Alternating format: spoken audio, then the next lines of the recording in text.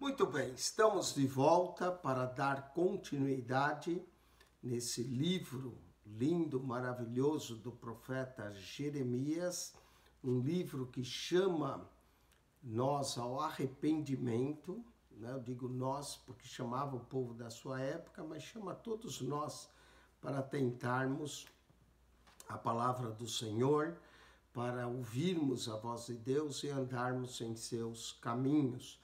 Tirar do nosso meio todo o pecado, tudo aquilo que desagrada ao Senhor. Jeremias é chamado profeta chorão, mas também foi um homem de coragem.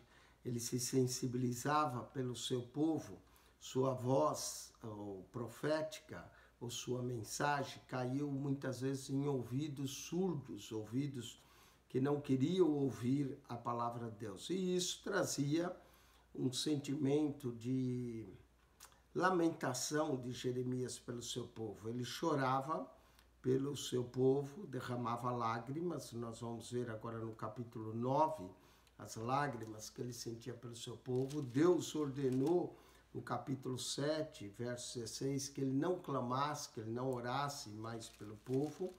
E Jeremias sentia muito. Seu livro tem 52 capítulos, 1364 versos. Dos livros proféticos, Jeremias é o maior. Da Bíblia toda, Jeremias é o terceiro livro maior, né? Perdendo apenas para o livro dos Salmos e o livro de Gênesis, né? Salmos tem 150 capítulos, 2.461 versos. Gênesis 50 capítulos, 1533. E aí o terceiro livro maior de toda a Bíblia é o livro do profeta Jeremias, com 52 capítulos, tem menos capítulos que Isaías, mas tem mais versos, com 1364 versos. Muito bem, nós estamos no capítulo 9 e 10 agora. Diz assim: porventura a Deus a minha cabeça se tornasse em águas. Jeremias já queria que sua cabeça tornasse a Deus em águas, porque os meus olhos é uma fonte de lágrimas. Jeremias se assemelha com Jesus. Jesus também chorou sobre a cidade de Jerusalém, lamentou.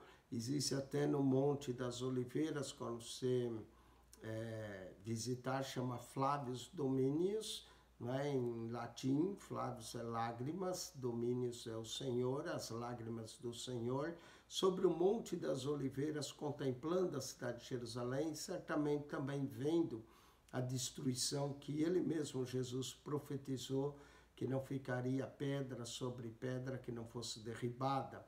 Os romanos vieram e fizeram, como nos dias de Jeremias, só que foram os babilônicos que vieram e destruíram o templo, nos dias do profeta Jeremias, e nos dias em que Jesus andou na terra, vendo o coração impenitente do povo, Jesus também chorou e proclamou a palavra profética da destruição do segundo templo no ano 70. Ele diz: porventura, Deus, a minha cabeça se tornasse em água, os meus olhos em uma fonte de lágrimas. Então choraria de dia e de noite os mortos da filha do meu povo. Jeremias podia contemplar a morte, não é, das filhas do seu povo, e ele queria até que a sua cabeça se tornasse em águas para ele chorar de dia e de noite. Provera a Deus se eu tivesse no deserto uma estalagem que caminhasses. Então deixaria o meu povo e me apartaria dele, porque todos eles são adúlteros, são um bando de aleivosos. Jesus também falou isso, ó geração má e adúltera, não é, que pediam um sinal. Olha só, todos eles são adúlteros. E aqui eram adultos tanto imorais, não é, que praticavam adultério, mas também eram adúlteros que adoravam outros deuses, que praticavam adultério espiritual da idolatria. E estende a língua como se fosse um arco para a mentira. Gostavam de abrir a boca em mentira. O pecador é assim, só abre a boca para falar mentiras. Fortalece na terra, mas não para a verdade, porque avançam de malícia em malícia e a mim me não conhece, diz o Senhor. O homem que anda no pecado, anda na mentira, anda enganando o seu próximo, ele não conhece a Deus. E é o que Deus diz aqui: avançam em malícia, de malícia, e não me conhece, diz o Senhor. Guardai-vos cada um do seu amigo, e de irmão nenhum vos fieis, porque todo irmão não faz mais do que enganar. Olha só, andavam no engano, enganando seus próprios irmãos, não é? Todo irmão não faz mais do que enganar, e todo amigo anda caluniando. Então eles enganavam e depois saíam um caluniando o outro. A calúnia prevalecia. O amor aqui estava longe deles, não é? Era a calúnia, o enganar, e zombaram cada um do seu próximo. Quando tirava vantagem de alguém, zombava do próximo, e não falam a verdade, ensinam a sua língua a falar mentira, gostam da mentira. O mentiroso, quando abre a boca, fala do que lhe é próprio. Andam se cansando em obrar perversamente. A boca abria em perversidade, falava contra o próximo, caluniava, mentia. A tua habitação está no meio do engano. Pelo engano recusam conhecer-me, diz o Senhor. O engano deles o enganava tanto que até se recusava a conhecer o Senhor. Portanto, assim diz o Senhor dos Exércitos: eis que os fundirei e os provarei, para que de outra maneira procederia com a filha do meu povo. Deus ia fundi-los e prová-los como o metal é fundido na fornalha. É isso que Deus está dizendo: eu os fundirei e os provarei, porque de outra maneira procederia com a filha do meu povo. Uma flecha mortífera é a língua deles, ou língua maligna, não é? A gente que tem uma língua maligna, que se ele morder a língua é capaz de cair envenenado. Olha aqui, ó. Flecha mortífera é a língua deles, falam engano, com a sua boca fala cada um de paz com seu companheiro, mas o interior armam ciladas. Falam de paz, mas estão armando ciladas contra o seu próximo. Porventura, por essas coisas não os visitaria? Deus vê o que é feito ao próximo, o engano, a malícia do coração, e Deus diz: porventura, por essas coisas não os visitaria, diz o Senhor, ou não se vingaria a minha alma de gente tal como esta? Olha, Deus visita a maldade dos homens, não é? Quando os homens fazem o mal ao seu próximo, espera que o teu mal está vindo e a tua vingança vem do Senhor. Pelos montes levantarei choro e pranto. Por isso que Jeremias é chamado profeta chorão. Ele orava: pelos montes levantarei choro e pranto, e pelas pastagens do deserto, lamentação. Por isso que esse homem vai escrever o próximo livro, o livro de Lamentações, porque já estão queimados e ninguém passa por elas, nem se já se ouve o mugido do gado. Jeremias conseguia ver a destruição, os animais sendo mortos, os homens, desde as aves do céu até os animais andaram vagueando e fugiram. E farei de Jerusalém montões de pedras. Lembra, Jesus também disse: não ficará pedra sobre pedra. Farei de Jerusalém montões de pedra, morada de dragões. Diz que os dragões habitavam nos lugares desertos, não é? Então farei de morada de dragões, e das cidades de Judá farei uma assolação, de sorte que fiquem desabitadas. A destruição era iminente, não é? Não houve arrependimento. Então o profeta agora está profetizando o que iria acontecer. Quem é o homem sábio que entenda isso? E a quem falou a boca do Senhor para que se possa anunciar? Por que razão pereceu a terra e se queimou como deserto? De sorte que ninguém passa por ela. A terra ficou deserta, cidades destruídas, moradas de dragões. E disse o Senhor: porque deixaram a minha lei. Está vendo? Deixaram a palavra do Senhor. Deuteronômio 28, 29 já dizia que eles trariam maldição. Que publiquei perante sua face, não deram ouvidos à minha voz, nem andaram nela. Não quiseram obedecer à lei, deixaram, abandonaram, não deram ouvidos à voz do Senhor, nem andaram nos seus preceitos. Verso 14. Antes andaram após o propósito do seu coração. Está vendo? Fizeram conforme o seu próprio coração. E após os Balaíns, como lhes ensinaram seus pais a adorar a outros deuses, esses Balaíns que eles adoravam, que eram uma espécie de um Baal menor, não é? Como lhes ensinaram seus pais. Portanto, assim diz o Senhor dos Exércitos, Deus de Israel, eis que darei de comer a losna a esse povo e lhe darei de beber água de fel. Em vez de eles comerem o pão deles com alegria, iam comer a losna, que é uma espécie de lesma, não é? E esse povo lhe darei de beber água de fel, águas amargas eles beberiam. E os espalharei entre as nações, seriam espalhados, que não conheceram, nem ele nem seus pais, e mandarei a espada após eles, até que venha a consumi-los. Deus ia exterminar aquela geração má, aquela geração adúltera, avarenta, enganadora, que enganava o seu próximo, a espada ia consumi-lo. Assim diz o Senhor dos Exércitos, considerai e chamai carpideiras, para que venham e mande procurar mulheres sábias, para que venham também, considerai, vedes, chamai as mulheres, para que elas venham e mandem procurar mulheres sábias, e se apressem, e se levante o seu lamento sobre nós, e desfaleça os nossos olhos em lágrimas. Quem sabe houvesse esperança, se ele se arrependesse, com os olhos, com pranto, com lágrimas, e as vossas pálpebras destilem águas, né? Chorassem arrependidos verdadeiramente, não arrependimento falso, porque uma voz de pranto se ouviu de Sião. Como estamos arruinados, a vosso pranto. Estamos muito envergonhados, porque deixamos a terra e eles nos transtornaram as nossas moradas. Iriam para o exílio, iriam para outros povos, seriam espalhados. Ouvi, pois, vós mulheres, a palavra do Senhor.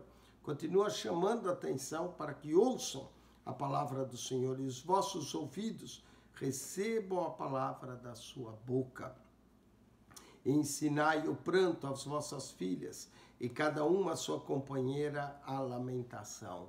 Que elas pudessem arrepender, ensinar o pranto, chorarem, clamarem, para que talvez houvesse cura para a filha de Sião, porque a morte subiu pelas nossas janelas. Oh, coisa terrível, a morte subindo pelas nossas janelas, entrou em nossos palácios para exterminar da rua as crianças e os jovens das praças. A destruição, a morte era certeira por causa do engano. Fala assim, diz o Senhor, até os cadáveres dos homens jazerão como esterco sobre a face do campo. Os homens iam cair, não iam ter nem direito a um sepultamento. Seus cadáveres iam ficar ali como o esterco do animal e como a gavela atrás do seu gador, e não há quem recolha. Não ia ter nem aqueles que recolhessem para pôr numa sepultura os cadáveres dos homens caídos pelo campo. Assim diz o Senhor, não se glorie o sábio na sua sabedoria, nem se glorie o forte na sua força, nem se glorie o rico nas suas riquezas. O que nós devemos nos gloriar? Na nossa sabedoria, na nossa riqueza ou na nossa força? Não, devemos nos gloriar no Senhor nosso Deus. O rico não pode confiar na sua riqueza, o sábio na sua sabedoria e nem o forte na sua força. Mas o que se gloriar, glorie-se nisso, em me conhecer e saber que eu sou o Senhor. Está vendo? A glória do homem é conhecer Deus, é reconhecer o caminho do Senhor. Não a sua sabedoria, não a sua riqueza, nem a sua força, mas gloriar nisso, em conhecer e saber que eu sou o Senhor, que faço beneficência, juízo e justiça na terra, porque dessas coisas me agrado, diz o Senhor. Uma das coisas maravilhosas de atentarmos para a palavra de Deus é descobrir o que agrada a Deus e o que desagrada a Deus.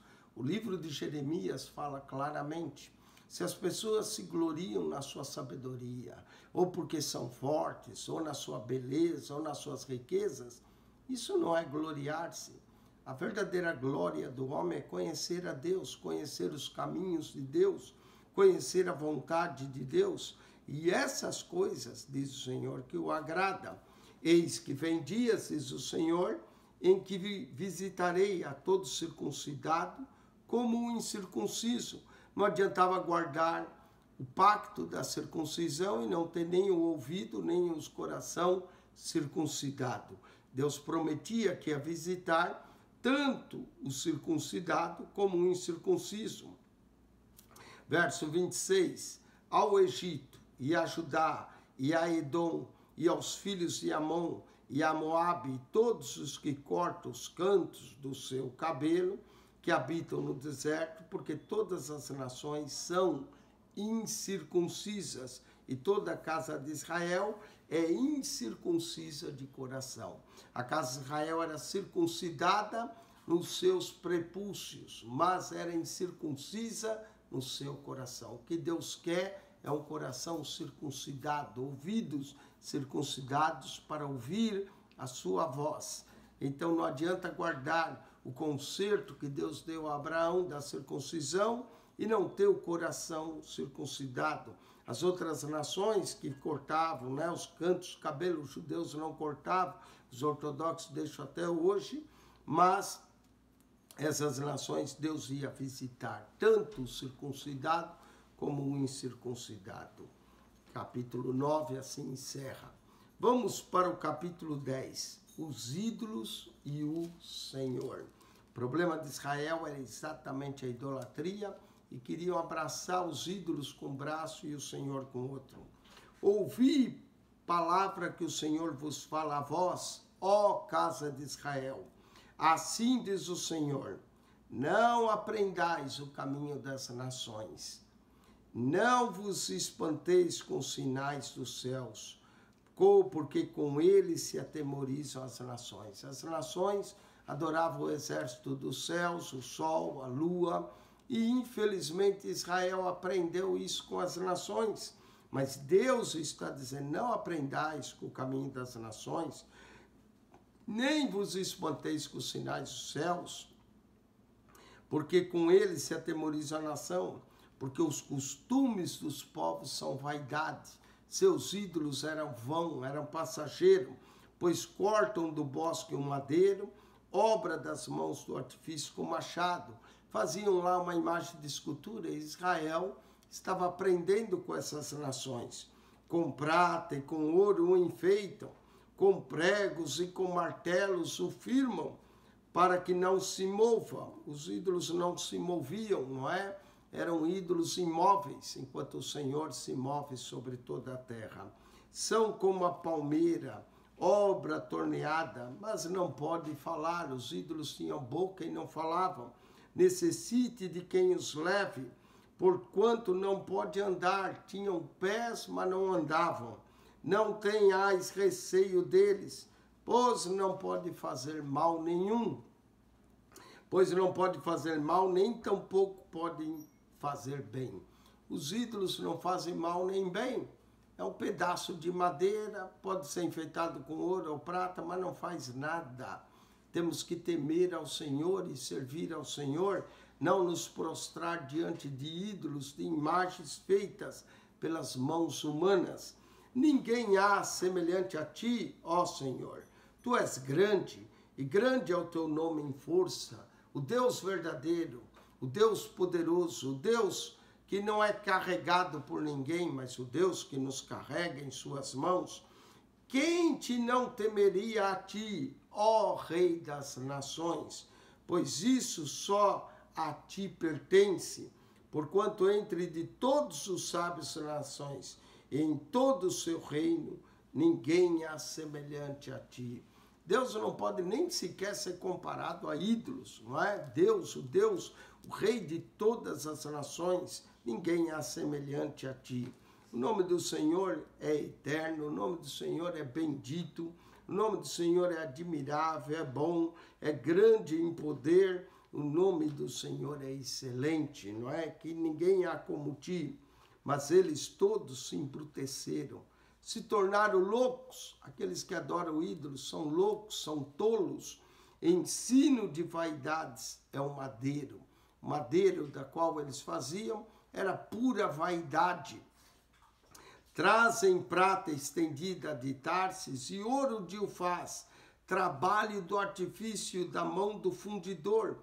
Fazem suas vestes de azul, até botavam uma vestezinha no ídolo, de azul celeste e púrpura. Obras de sábios são todos eles. Enfeitavam o ídolo com vestes azul celeste, não é? Punha veste de púrpura para que o ídolo ficasse mais bonito, mas faziam todas suas obras, mas faltava-lhe sabedoria. Mas o Senhor, Deus, é a verdade. Jesus é a verdade. Jesus disse, eu sou o caminho, a verdade e a vida. Olha Deus aqui, Jeremias 10:10, o Senhor Deus é a verdade. Ele mesmo é o Deus vivo e o Rei eterno. Esse Deus é o Senhor eterno, bendito, admirável, bom, grande em poder, excelente. Deus vivo, o Rei eterno, do seu furor treme a terra. Quando Deus se ir, a terra treme. E as nações não podem suportar a sua indignação. Quem é que pode lutar contra Deus e vencer? Não pode suportar a sua indignação. Assim lhes direi, os deuses que não fizeram os céus e a terra desaparecerão da terra e de debaixo desse céu. Todos aqueles ídolos iriam desaparecer, porque eles não fizeram nem os céus e a terra, mas o Senhor fez os céus e a terra. Os ídolos vão desaparecer da terra e debaixo desse céu. Ele, Deus, verso 12, ele fez a terra pelo seu poder. Ele estabeleceu o mundo por sua sabedoria e com sua inteligência estendeu os céus. Verso 12 é lindo. Fala que Deus fez a terra, mostra o poder, mostra a sua sabedoria, mostra a sua inteligência, estendendo os céus, fazendo ele soar a voz, logo há ruído de águas. Quando Deus soa a voz, as águas se mexem no céu, não é? O ruído da voz de Deus aqui nos céus, o arruído das águas, lembra as chuvas, as tempestades, e sobe os vapores da extremidade da terra. Ele faz os relâmpagos para a chuva e faz sair o vento dos seus tesouros. Então os ventos, a chuva, a tempestade de relâmpagos mostrava claramente o poder de Deus para aqueles povos. Todo homem se embruteceu e não tem ciência. Envergonha-se todo fundidor de imagem de escultura. Parece que era uma profissão naquela época fazer imagem de escultura. Alguns ganhavam lucro assim, fazendo falsos deuses, falsos ídolos, em vez de adorar o Senhor. Porém, sua imagem fendida, mentira é. Não há espírito nela. Era uma imagem que se caísse no chão, era capaz de quebrar. Não havia espírito nela. Vaidade são, obras de engano no tempo da sua visitação virão a perecer. O tempo da visitação era justamente o tempo do juízo de Deus, o dia da sua visitação. Não é semelhante a essa porção de Jacó, porque ele é o Criador de todas as coisas. Israel é a vara da sua herança. Senhor dos exércitos é o seu nome. Aqui no capítulo 10 exalta Deus sobre os ídolos como o Criador dos céus e da terra, aquele que criou e declara o nome dele. Senhor dos exércitos é o seu nome. Ajunta da terra a sua mercadoria, ó habitante da fortaleza, porque assim diz o Senhor, Eis que desta vez arrojarei, como se fora como uma funda, os moradores da terra, e os angustiarei, para que venham a senti-la, dizendo: ai de mim, por causa do meu quebrantamento. Deus iria quebrantar. O homem que diversas vezes é repreendido e não se arrepende é quebrantado de uma só vez. Provérbios 29:1. Ai de mim, por causa do meu quebrantamento. A minha chaga me causa grande dor. E eu tinha dito, certamente isso é enfermidade que eu poderei suportar. Essa enfermidade é uma enfermidade da alma, mas o quebrantamento, quando vem, os homens sentem essa enfermidade, a enfermidade do pecado, esse mal que assola a humanidade, da soberba, do orgulho, da idolatria, da feitiçaria, do afastar-se de Deus.